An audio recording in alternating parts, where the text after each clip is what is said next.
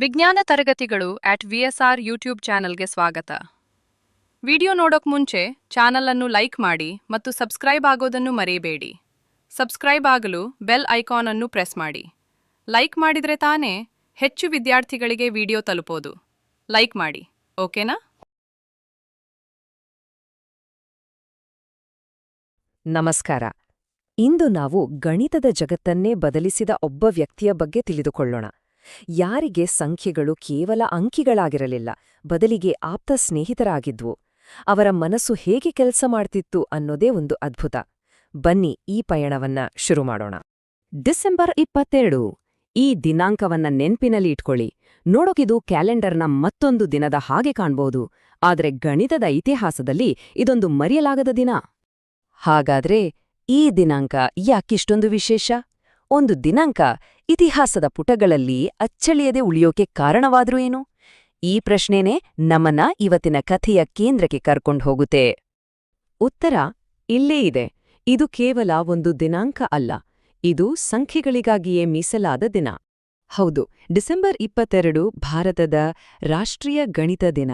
ಗಣಿತ ಪ್ರಪಂಚದ ಅಸಾಧಾರಣ ಪ್ರತಿಭೆ ಶ್ರೀನಿವಾಸ ರಾಮಾನುಜನ್ ಅವರ ಜನ್ಮದಿನವನ್ನ ಈ ದಿನ ನಾವು ಆಚರಿಸ್ತೇವೆ. ಹಾಗಾದ್ರೆ ಇಷ್ಟೊಂದು ಗೌರವಕ್ಕೆ ಪಾತ್ರಲಾಗಿರುವ ಆ ಮೇಧಾವಿ ಯಾರು?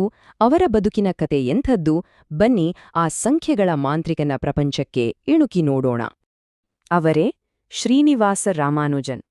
ಗಣಿತ ಜಗತ್ತು ಅವರನ್ನು ಸಂಖ್ಯೆಗಳ ಜೊತೆ ಮಾತನಾಡಿದ ವ್ಯಕ್ತಿ ಅಂತಾನೂ ಕರೆಯುತ್ತೆ. 1887ರಲ್ಲಿ ಜನಿಸಿದ ರಾಮಾನುಜನವರು ಬದುಕಿದ್ದು ಕೇವಲ 32 ವರ್ಷ ಅಷ್ಟೇ. ಆದ್ರೆ ಅಷ್ಟು ಚಿಕ್ಕ ವಯಸ್ಸಿನಲ್ಲಿ ಅವರು ಗಣಿತ ಕ್ಷೇತ್ರಕ್ಕೆ ನೀಡಿದ ಕೊಡುಗೆ ಇದೆಯಲ್ಲ, ಅದು ಇವತ್ತಿಗೂ ಗಣಿತಜ್ಞರಿಗೆ ದಾರಿದೀಪ. ಯಾವುದೇ ಫಾರ್ಮಲ್ ಟ್ರೈನಿಂಗ್ ಇಲ್ಲದೆ ಅವರು ಗಣಿತದ ದೊಡ್ಡ ದೊಡ್ಡ ಸಮಸ್ಯೆಗಳನ್ನ ಬಗೆಹರಿಸಿದ್ರು. ಅವರ ಪ್ರತಿಭೆ ಅವರನ್ನು ಇಂಗ್ಲೆಂಡ್ಗೆ ಕರೆದೊಯ್ದು ಜಗತ್ತು ತಿರುಗಿ ನೋಡುವಂತೆ ಮಾಡಿತು. ಅವರ ಕೊಡುಗೆಗಳು ಎಷ್ಟೊಂದು ಆಳವಾಗಿದ್ವು ಅಂದ್ರೆ ಇವತ್ತಿಗೂ ಕೂಡ ಗಣಿತಜ್ಞರು ಅವರ ನೋಟ್ಬುಕ್ಗಳನ್ನಿಟ್ಕೊಂಡು ರಿಸರ್ಚ್ ಮಾಡ್ತಿದ್ದಾರೆ. ಅವರ ಕೆಲಸದ ಕೆಲವು ಪ್ರಮುಖ ಕ್ಷೇತ್ರಗಳನ್ನ ನೋಡೋಣ ಬನ್ನಿ. ಮೊದಲನೇದಾಗಿ ಇನ್ಫೈನೈಟ್ ಸೀರೀಸ್ ಅಥವಾ ಅನಂತ ಸರಣಿಗಳು. ಅಂದ್ರೆ ಸಂಖ್ಯೆಗಳನ್ನ ಒಂದರ ಜೊತೆ ಒಂದು ಕೂಡಿಸ್ತಾ ಹೋದ್ರೆ ಅದು ಎಂದಿಗೂ ಮುಗಿಯೋದೇ ಇಲ್ಲ. ಈ ಕ್ಷೇತ್ರದಲ್ಲಿ ರಾಮಾನುಜನ್ ಕೊಟ್ಟ ಸೂತ್ರಗಳು ಅಂದಿನ ಗಣಿತಜ್ಞರನ್ನ ದಂಗುಬಡಿಸ್ಬಿಟ್ಟಿದ್ವು. ಎರಡನೇದು ನಂಬರ್ ಥಿಯರಿ ಅಥವಾ ಸಂಖ್ಯಾ ಸಿದ್ಧಾಂತ. ಇದು ಸಂಖ್ಯೆಗಳ ಗುಣಲಕ್ಷಣಗಳ ಬಗ್ಗೆ ಅಧ್ಯಯನ ಮಾಡುವ ಕ್ಷೇತ್ರ. ರಾಮಾನುಜನ್ಗೆ ಇದು ತಮಾಷೆ ಮಾಡಿದ ಹಾಗೆ ಇತ್ತು. ಎಷ್ಟೋ ವರ್ಷಗಳಿಂದ ಬಗೆಹರಿಯದ ಸಮಸ್ಯೆಗಳಿಗೆ ಅವರು ತುಂಬಾನೇ ಸುಂದರವಾದ ಪರಿಹಾರಗಳನ್ನ ಕೊಟ್ರು. ಇನ್ನು ಮೂರನೇದು ಪಾರ್ಟಿಷನ್ ಥಿಯರಿ ಅಥವಾ ವಿಭಜನೆಯ ಸಿದ್ಧಾಂತ.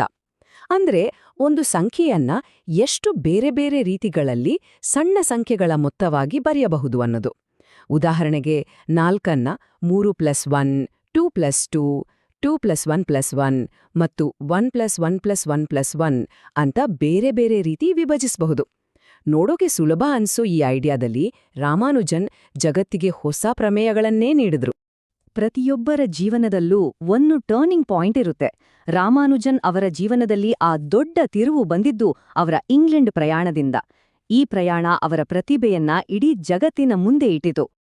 ಭಾರತದಲ್ಲಿದ್ದಾಗ ರಾಮಾನುಜನ್ ಒಬ್ಬ ಒಂಟಿ ಪ್ರತಿಭೆಯಾಗಿದ್ರು. ಯಾಕಂದ್ರೆ ಯಾವುದೇ ಫಾರ್ಮಲ್ ಟ್ರೈನಿಂಗ್ ಇಲ್ದೆ ಬಂದ ಅವರ ಥಿಯರಿಗಳನ್ನು ಅರ್ಥಮಾಡಿಕೊಳ್ಳುವವರೇ ಇರ್ಲಿಲ್ಲ. ಆದ್ರೆ ಇಂಗ್ಲೆಂಡ್ಗೆ ಹೋದಾಗ ಅವರ ಕೆಲ್ಸಕ್ಕೆ ಒಂದು ದೊಡ್ಡ ವೇದಿಕೆ ಸಿಕ್ತು. ಇಡೀ ಜಗತ್ತು ಅವರನ್ನ ಗುರುತಿಸಿತು. ಅಲ್ಲಿ ಅವರಿಗೆ ಸಿಕ್ಕಿದ್ದು ಅಂದಿನ ಪ್ರಖ್ಯಾತ ಗಣಿತಜ್ಞ G.H. ಹಾರ್ಡಿ. ಅವರಿಬ್ಬರ ನಡುವಿನ ಸ್ನೇಹ ಮತ್ತು ಸಹಯೋಗ ಗಣಿತದ ಇತಿಹಾಸದಲ್ಲೇ ಒಂದು ಅದ್ಭುತ ಅಧ್ಯಾಯ. ರಾಮಾನುಜನವರ ಪ್ರತಿಭೆಯನ್ನ ಗುರುತಿಸಿ ಅದನ್ನ ಜಗತ್ತಿಗೆ ಪರಿಚಯಿಸೋಕೆ ಹಾರ್ಡಿ ತುಂಬಾ ಸಹಾಯ ಮಾಡಿದ್ರು. ರಾಮಾನುಜನ್ ಅವರು ನಮ್ಮನ್ನ ಅಗಲಿ 100 ವರ್ಷಗಳೇ ಕಳೆದಿರಬಹುದು, ಆದ್ರೆ ಅವರು ಬಿಟ್ಟು ಹೋದ ಜ್ಞಾನದ ಪರಂಪರೆ ಇವತ್ತಿಗೂ ಜೀವಂತವಾಗಿದೆ. ಅವರ ಪರಂಪರೆ ಕೇವಲ ಗಣಿತದ ಪುಸ್ತಕಗಳಿಗೆ ಸೀಮಿತವಾಗಿಲ್ಲ, ಅದು ನಮ್ಮ ಕ್ಯಾಲೆಂಡರ್ನಲ್ಲೂ ಕೂಡ ಸ್ಥಾನ ಪಡೆದಿದೆ. ನೆನ್ಪಿದ್ಯಾ? ನಾವು ಈ ಕಥೆಯನ್ನ ಒಂದು ದಿನಾಂಕದಿಂದ ಶುರು ಮಾಡಿದ್ದೆವು. ಅವರ ಜನ್ಮದಿನವನ್ನ ರಾಷ್ಟ್ರೀಯ ಹಬ್ಬವಾಗಿ ಆಚರಿಸುವುದಕ್ಕಿಂತ ದೊಡ್ಡ ಗೌರವ ಇನ್ನೇನಿದೆ ಅಲ್ವಾ?